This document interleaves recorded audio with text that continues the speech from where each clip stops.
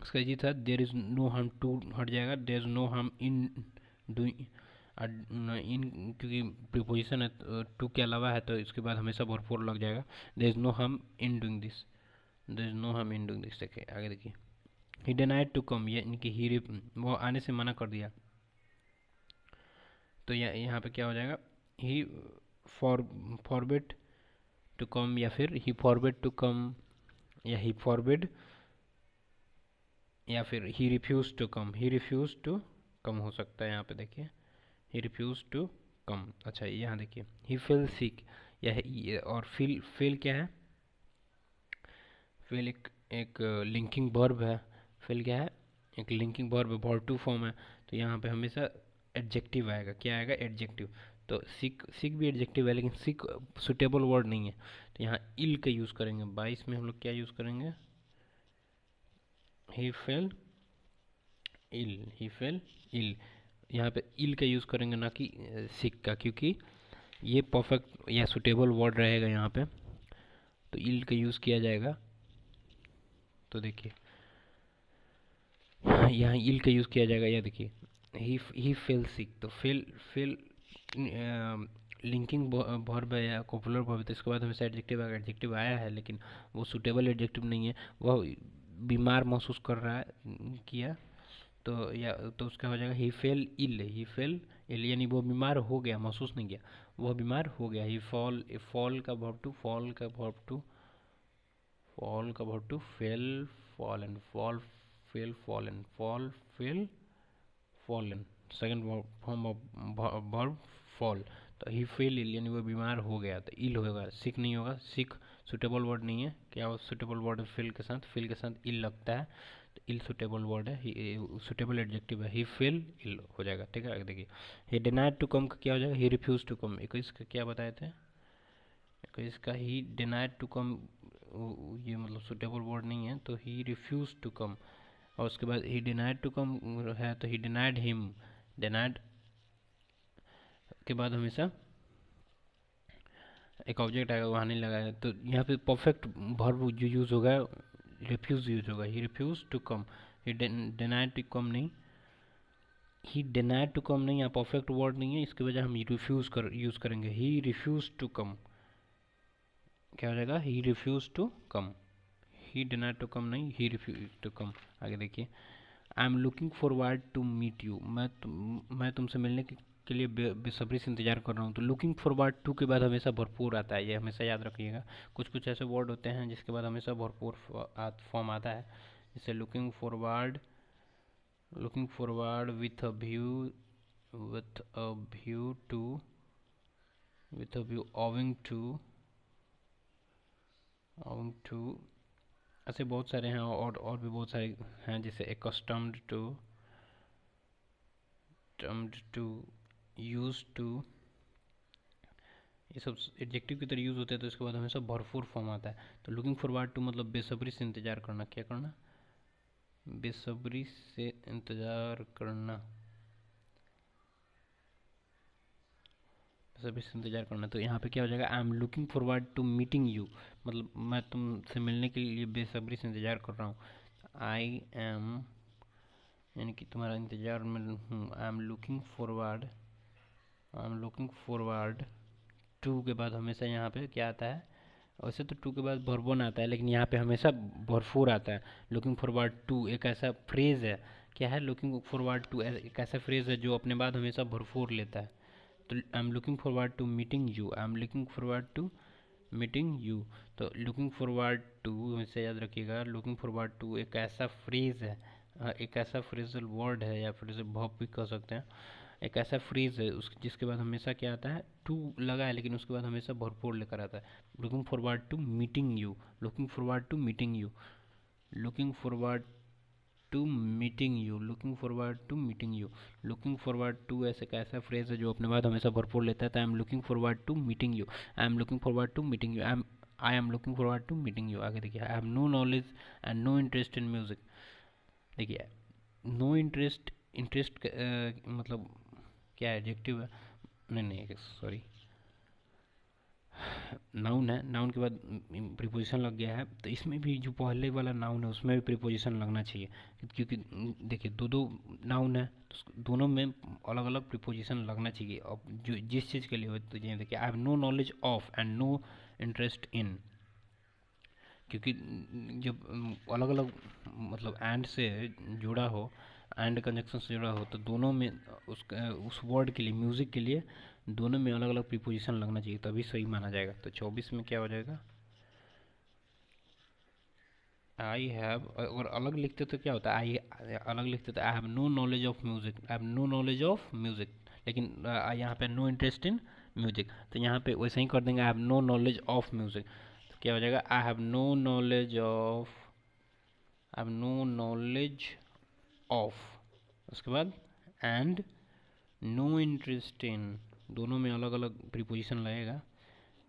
No interest इन, यहाँ तो preposition छूट गया, तो इरर पार्ट क्या है यहाँ पे, और नॉलेज के बाद हम ऑफ लगा सकते हैं, यहाँ पे हो जाएगा I have no knowledge of and no interest in music, यानी मुझे म्यूज़िक का कोई ज्ञान नहीं है, नो नॉलेज ऑफ म्यूज़िक का एंड नो इंटरेस्ट इन, और म्यूजिक में कोई रुचि नहीं है, अब no knowledge of and no interest in music, तो नॉलेज के बाद ऑफ लग जाएगा, नॉलेज के बाद ऑफ लग जाएगा, इंटरेस्ट के बाद इन लग जाएगा, म्यूजिक सही है। I shall start on tomorrow, I shall start on tomorrow, इसका सिंबल क्या हो जाएगा, देखिए आई शैल स्टार्ट टुमारो हो जाएगा, ऑन लगाने की जरूरत नहीं है, क्योंकि इसे भी ये एक कल का बता रहा है, मतलब आने वाले समय का टाइम एडवर्ब, टाइम कॉम्प्लीमेंट है, एडवर्ब ऑफ टाइम, तो यहाँ पे ऑन लगाने की जरूरत नहीं है, ये ऐसा ही सही है। 25 में आई shall start tomorrow, I shall start tomorrow हो जाएगा डायरेक्ट, इसमें कोई ये नहीं है, मतलब ऑन नहीं लगाएंगे, ऑन ऑन यहाँ पे सुपर फ्लॉज हो जाएगा, ये बार मतलब ऑन ऑन मंडे ये सब सेंटेंस होता है, लेकिन उसके साथ यहाँ पे इस सेंटेंस में नहीं लगेगा, आई शैल स्टार्ट टुमारो, क्योंकि यहाँ पे एडवर्ब की तरह आया है, कॉम्प्लीमेंट की तरह यूज़ हुआ है, तो ऐसे ही इसका यूज़ नहीं किया जा सकता, तो आई शैल स्टार्ट टुमारो हो जाएगा, ठीक है, आई शैल स्टार्ट टुमारो। देखिए ओपन द लाइट नहीं, ओपन द लाइट नहीं, turn on the light, light को जलाने के लिए क्या यूज़ किया जाता है, turn on the light, turn on या स्विच ऑन द लाइट, तो टर्न ऑन लिख रहे हैं तो टर्न ऑन ही सही, टर्न ऑन द लाइट, वैसे ही शट द लाइट नहीं, शट द गेट, ऐसे ही, या शट ऑफ योर माउथ, तो इसका क्या हो जाएगा, turn off the gate, turn off, sorry turn off the light, turn off, turn on the light यानी लाइट जला दो, टर्न ऑफ द लाइट यानी लाइट बुझा दो। 28 में देखिए क्या है, tell me where is the pen, tell me, देखिए ये एक असर्टिव सेंटेंस है, और टेल मी एक और अलग सेंटेंस है, मुझसे कहो कलम कहाँ है, तो ये असर्टिव सेंटेंस में पहले कंजक्शन या फिर जो भी हो वो आता है, उसके बाद सब्जेक्ट तब वर्ब आता है, ये लेकिन यहाँ पे तो इंट्रोगेटिव फॉर्म है, यहाँ पहले डब्ल्यू क्वेश्चन है, फिर हेल्पिंग वर्ब, फिर सब्जेक्ट आया, तो ये तो गलत हो जाएगा, इंट्रोगेटिव थोड़ी है, असर्टिव है, तो हो जाएगा tell me where the pen, पहले सब्जेक्ट आएगा उसके बाद वर्ब आएगा, tell me where the pen is, तो उसका हो जाएगा 28 का, tell me where the pen, subject पहले उसके बाद verb, tell me where the pen is, tell me where the pen is सही है। देखिए क्या हो जाएगा, tell me where the pen पहले बाद में is, tell me where the pen is, I got into a bus, I got into a बस, देखिए गेट ऑन मतलब चढ़ना, गेट ऑन मतलब चढ़ना होता है, गेट ऑन मतलब चढ़ना, और gate of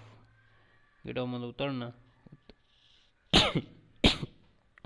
gate gate of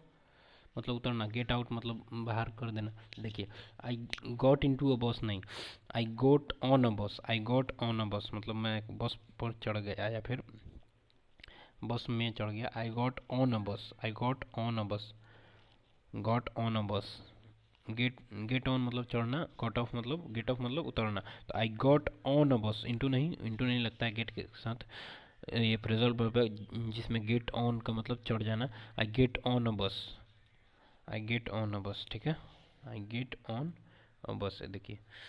he fell from his horse, यानी देखिए कहीं ऊंचाई से गिर रहा हो तो वहाँ फ्रॉम का यूज़ हम लोग नहीं करते, ऑफ का दूरी बताने के लिए ऑफ यूज़ किया जाता है, ही फेल ऑफ हिज हॉर्स यानी अपने घोड़े से गिरा। ही फेल ऑफ, अलगाव का बोध हो रहा हो। ही fell off his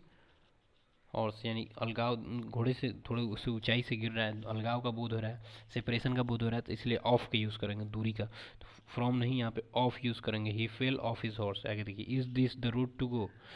is this the road to go by, is this the road to go by, यानी कि यह वही रास्ता है जिसके द्वारा हम लोग को जाना है। तो टू गो के बाद बाई छूट गया, इसमें इंपॉर्टेंट, बहुत इंपॉर्टेंट है ये कि, यानी कि इसके बाद प्रीपोजिशन आएगा, मतलब जिसके द्वारा जाना है, साधन बता रहा है। Is this the road to go by, यानी क्या यही वही रोड है जिस पर, मतलब जिस पर चल कर जाना है। तो टू गो के बाद ऐसे ऐसे बहुत सारे सेंटेंस है, जैसे I have a chair to sit sit in, we have a boy to play with, I have a music to listen to. ऐसा बहुत सारा हो जाएगा सेंटेंस जिसमें बाद में प्रीपोजिशन आता ही आता है। ऐसे बहुत सारे वर्ड आते हैं, जैसे यहाँ पे है, is this the road to go by, यानी कि क्या यही रोड है जिस जाने के लिए। तो is this the road to go by, देखिए बाई छूट गया, बाई लगेगा। I must revenge my brother, I must revenge my brother. देखिए, रिवेंज मतलब का अर्थ अलग होता है, एवेंज का अर्थ अलग होता है। जब एवेंज मतलब यहाँ पे अपने भाई के लिए खुद अपने भाई के लिए मतलब बदला लेना हो, तो वहाँ रिवेंज का नहीं, एवेंज वर्ड सुटेबल होता है। क्या होता है? एवेंज। लेकिन ऐसे अपना मतलब ये हो, बदला हो पूरा, बहुत ज़्यादा मतलब अपनों के लिए बदला लेना हो तो एवेंज वर्ड यूज़ करेंगे, लेकिन ऐसे अपना बदला हो पर्सनल तो उसको रिवेंज यूज़ करेंगे। तो I must avenge my brother, मैं मतलब मैं अपने भाई के लिए बदला लूँगा, या फिर मैं अपने भाई से बदला लूँगा, तो एवेंज हो जाएगा, ठीक है, avenge. He is the bravest and intelligent man of this village. देखिए, जब दो दो एडजेक्टिव यूज़ हुआ और इस मतलब सुपरलेटिव डिग्री में यूज़ हुआ, तो पहला सुपरलेटिव सेकंड भी सुपरलेटिव डिग्री में होना चाहिए, लेकिन यहाँ पे नहीं है। तो he is the bravest and most intelligent, he is the most सिर्फ छूट गया, इसमें दो लगाने की कोई जरूरत नहीं है। पहले वाले एस डी में दो लग गया, बाद वाले में नहीं भी लगेगा, चलेगा। He is the bravest and, एकदम इस बाद वाले में नहीं लगेगा, पहले वाले में, लेकिन मोस्ट जरूर लगेगा, क्योंकि दोनों ये भी एस डी में है तो ये भी एस डी में होना चाहिए। He is the bravest and most intelligent man of this village, he is the bravest and most intelligent man, मतलब वह इस गांव का सबसे बहादुर और सबसे तेज इंसान है। He is the bravest and most, he is the bravest and most intelligent man of this village. Thank you.